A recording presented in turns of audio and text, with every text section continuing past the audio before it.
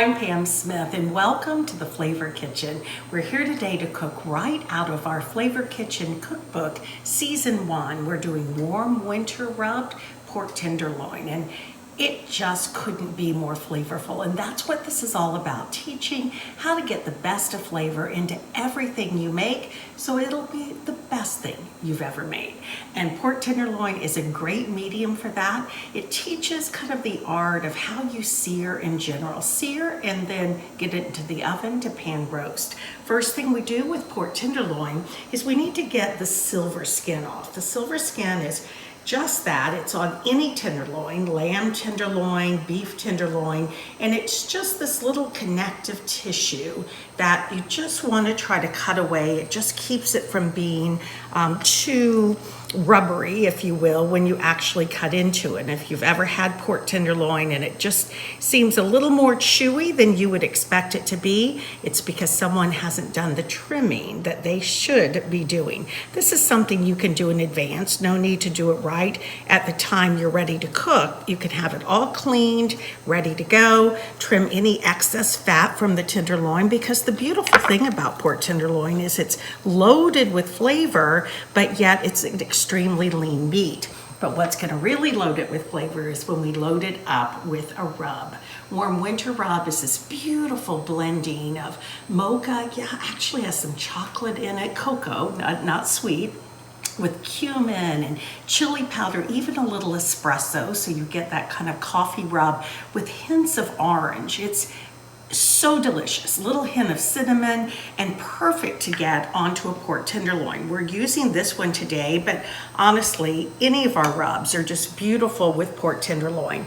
Anything from this warm winter to our chili lime rub. I also love our smoky southern, our porcini pepper, just lots and lots and lots of flavor. The secret to a rub, though, is to really rub it. You don't really want to see any of the pork remaining.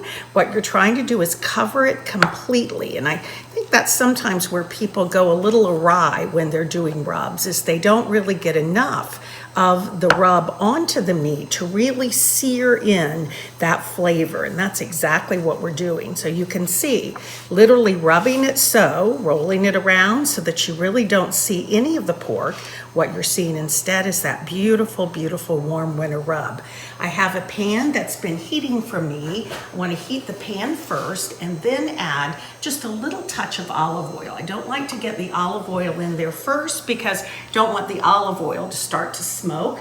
But as soon as it starts to smoke, in goes the pork tenderloin. That's going to sear in the pan. That hot sear is what's going to caramelize the warm winter rub that's on it. I sear it on all sides because I want all sides to taste delicious. I already have the oven heated at 425. We're going to pan sear it here. Once you've had it be on one side for just a bit and you start getting that beautiful caramelization, you take a turn, and then as I kind of cough a bit, one more turn. Let that sear on that side as well. And then the final turn. All that you're doing is just getting that, again, flavor searing right into the meat, caramelizing it, and then when we get it into the very hot oven, it cooks for us very, very quickly. This will cook generally in about 10 minutes or so. Shockingly, it becomes one of the fastest foods you can ever do. We're going to slip it right into the oven. Again, set at 425. And let it just get happy in there. We'll be right back in just a minute and see if it's ready.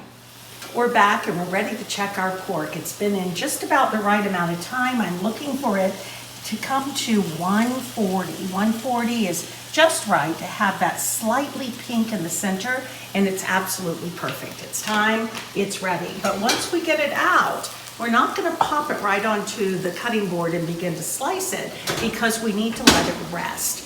Any meat that's been cooked under high heat needs to have about that 5 minutes or so for something this size For a turkey at Thanksgiving, it needs 40 to 45 minutes to rest. Time for the juices to go back to the center. If you've ever cut into something and all of the juices run off into the cutting board or the floor, that's your sign you haven't let it rest enough.